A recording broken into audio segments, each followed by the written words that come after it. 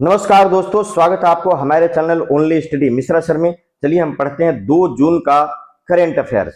मैं मणिभूषण मिश्रा आप सभी लोगों का स्वागत करता हूं अपने चैनल पर, जहां पर बेहतरीन करेंट अफेयर्स पढ़ाई जाती है। एकदम चुनिंदा करेंट अफेयर्स आते हैं आपके परीक्षा के लिए। आप कोई भी एग्जाम की तैयारी कर रहे हैं उसके लिए बहुत ही महत्वपूर्ण होगा।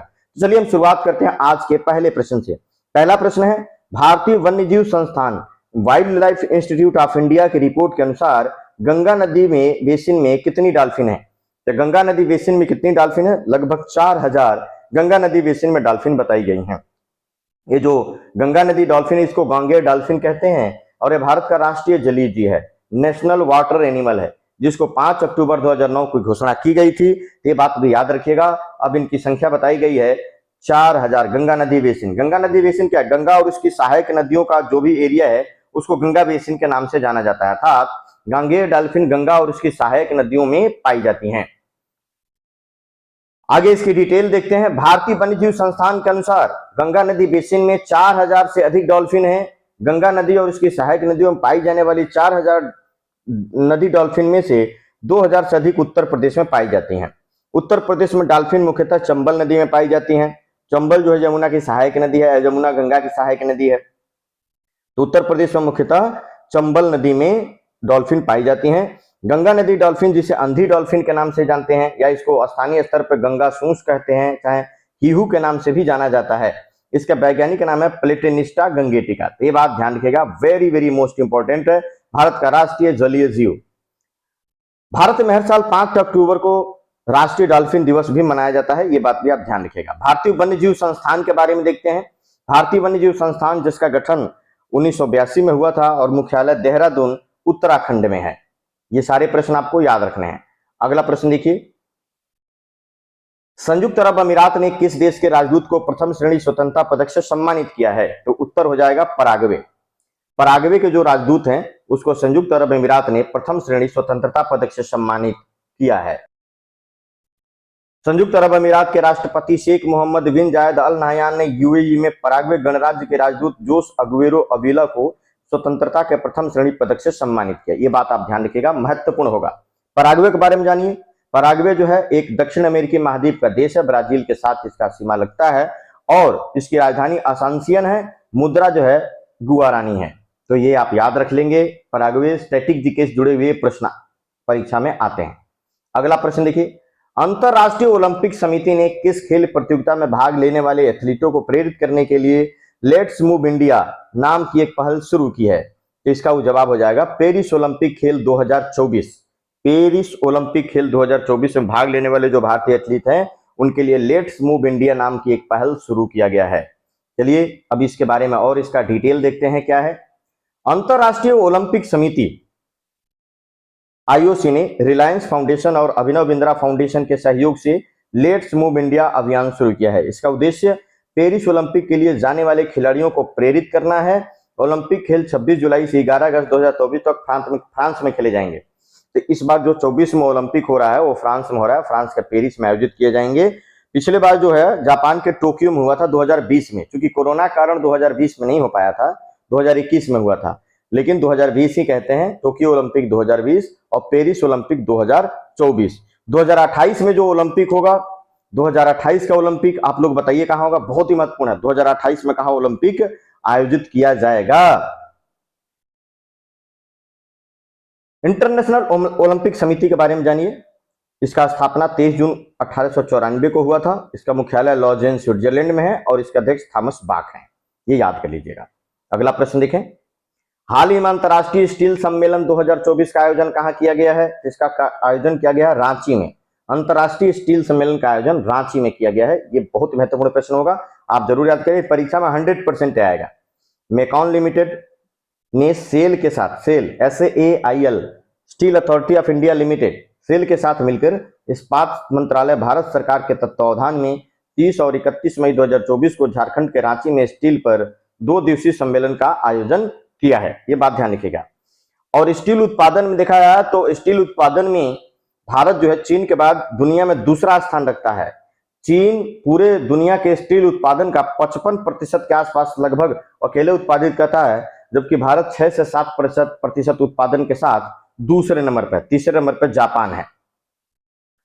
अगला प्रश्न देखिए, किस राज्य ने अपने स्कूली पाठ्य पुस्तकों में आर्टिफिशियल इंटेलिजेंस अर्थात एआई, हिंदी में इसको बोलते हैं कृत्रिम बुद्धिमत्ता, को शामिल करने की योजना शुरू किया है? तो इसका उत्तर हो जाएगा केरल। केरल को शामिल करने की योजना, केरल जो है अपने स्कूली पाठ्य पुस्तकों में कृत्रिम बुद्धिमत्ता अर्थात आर्टिफिशियल इंटेलिजेंस को शामिल करने की योजना शुरू कर रहा है। केरल सरकार ने अपने स्कूली पाठ्य पुस्तकों में कृत्रिम बुद्धिमत्ता को शामिल करने की पहल की शुरुआत कर दी है। और इसमें देखेंगे तो राज्य के कक्षा 7 के छात्रों के लिए, राज्य के कक्षा 7 के छात्रों के लिए सूचना और संचार प्रौद्योगिकी अर्थात इंफॉर्मेशन एंड कम्युनिकेशन टेक्नोलॉजी पाठ्यक्रम के भीतर एआई सीखने के मॉड्यूल शुरू करने की योजना बनाया है। भारतीय स्वास्थ्य मंत्रालय ने हाल ही में किसे तंबाकू नियंत्रण के ब्रांड एम्बेसडर के रूप में नामित किया है? ध्यान रखिएगा, तंबाकू नियंत्रण के ब्रांड एम्बेसडर के रूप में नामित किया है। तो उत्तर हो जाएगा पीवी सिंधु। पीवी सिंधु एक बैडमिंटन खिलाड़ी हैं, उनको तंबाकू नियंत्रण के लिए ब्रांड एम्बेसडर बनाया है भारतीय स्वास्थ्य मंत्रालय ने। Very very most important. अभी हाल ही में 31 मई को विश्व तंबाकू निषेध दिवस मनाया गया है, जिसका विषय था बच्चों को तंबाकू उद्योग के हस्तक्षेप से बचाना। ये जरूर याद रख लीजिएगा, जो विश्व तंबाकू निषेध दिवस जो मनाया जाएगा उसके लिए ये जो है ये थीम बनाया गया, बच्चों को तंबाकू उद्योग के हस्तक्षेप से बचाना। बहुत ही महत्वपूर्ण है। अगला प्रश्न देखें, किस भारतीय मूल के कलाकार को हुरून इंडिया आर्ट लिस्ट 2024 में शीर्ष स्थान दिया गया है ना? हुरून इंडिया आर्ट लिस्ट 2024 जिसमें 50 लोगों को शामिल किया गया था, उसमें 1 नंबर पर है अनीश कपूर। अनीश कपूर 1 नंबर पर है। लंदन स्थित भारतीय मूल के कलाकार अनीश कपूर लगातार 6ठे वर्ष हुरून रिसर्च इंस्टीट्यूट द्वारा जारी सबसे सफल भारतीय जीवित कलाकार हैं। यह बात याद रखिएगा, बहुत ही महत्वपूर्ण होगा। दूसरा स्थान पर बड़ौदा गुजरात के गुलाम मोहम्मद शेख हैं, जबकि तीसरा स्थान पर दिल्ली की अर्पिता सिंह है। इस सूची में 50 भारतीय कलाकारों को स्थान दिया गया था, यह बात याद रखिएगा, जिसमें अनीश कपूर पहले नंबर पर हैं। Very very most important. अगला प्रश्न है, नॉर्वे शतरंज 2024 के क्लासिकल इवेंट में प्रज्ञानंद ने पहली बार दुनिया के नंबर 1 खिलाड़ी को हराया। नंबर 1 खिलाड़ी कौन है? Magnus Carlsen. मैग्नस कार्लसन दुनिया का नंबर 1 खिलाड़ी जो नॉर्वे के हैं, ये बात ध्यान रखिएगा। उन्होंने प्रज्ञानंदा जो 18 साल के भारतीय जो है खिलाड़ी, शतरंज खिलाड़ी है, उन्होंने नंबर 1 मैग्नस कार्लसन को हरा दिया है। शतरंज में प्रज्ञानंद ने क्लासिक इवेंट में पहली बार मैग्नस कार्लसन को हराया है। ये बहुत ही बढ़िया प्रश्न होगा। बहुत ही प्रतिभाशाली खिलाड़ी है मैग्नस कार्लसन, और साथ ही साथ इनकी बहन है, इनकी बड़ी बहन है वैशाली, आर वैशाली, रमेश बाबू वैशाली, तो वो भी जो है ग्रैंड मास्टर हैं, महिला ग्रैंड मास्टर है, तीसरी महिला ग्रैंड मास्टर है, ध्यान रखिएगा। और वो भी जीत के बिल्कुल जो है बहुत सारे जो है इस शतरंज इवेंट ने वो जीता है, वो भी जीत पर सरपट दौड़ रही हैं, और प्रज्ञानंद भी जीत के पटरी पर लगातार सरपट दौड़े जा रहे हैं। तो पहली बार भारत में ऐसा हुआ है कि भाई बहन की जोड़ी जो है ग्रैंड मास्टर बनी है। अगला प्रश्न देखिए, अप्रैल माह के लिए ICC player of the month किसे चुना गया है? तो अप्रैल माह के लिए ICC player of the month चुना गया है संयुक्त अरब अमीरात के मोहम्मद वसीम को और वेस्ट इंडीज की महिला खिलाड़ी हेली मैथ्यूज को। एक पुरुष और एक महिला खिलाड़ी को चुना जाता है।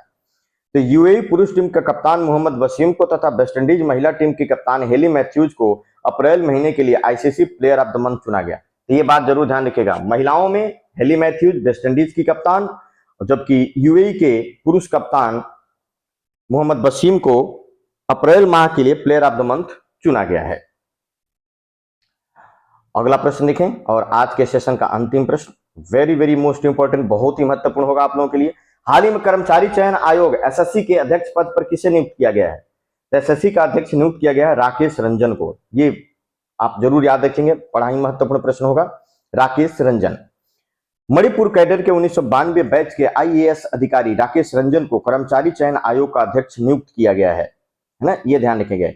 अब नए एसएससी के नए अध्यक्ष बन गए राकेश रंजन। एसएससी की स्थापना 4 नवंबर 1975 को हुई थी और इसका मुख्यालय नई दिल्ली में है। तो ये याद रख लीजिएगा दोस्तों। करंट अफेयर्स हमारे बहुत ही महत्वपूर्ण है। आप जो भी एग्जाम की तैयारी कर रहे हैं उसके लिए आप पढ़िए, अपने नोट्स बनाइए और अपने दोस्त ग्रुप में भी इसको शेयर करिए। इसको लाइक करना बिल्कुल मत भूलिए। अगर हमारे चैनल पर नए हैं तो इसको सब्सक्राइब जरूर करिए, आप लोगों की सपोर्ट की बहुत जरूरत है। चलिए, इस तरीके के करंट अफेयर्स पाने के लिए हमारे चैनल को जरूर सब्सक्राइब कर लें। आप लोगों को वीडियो पर बने रहने के लिए बहुत बहुत धन्यवाद। जय हिंद, जय भारत।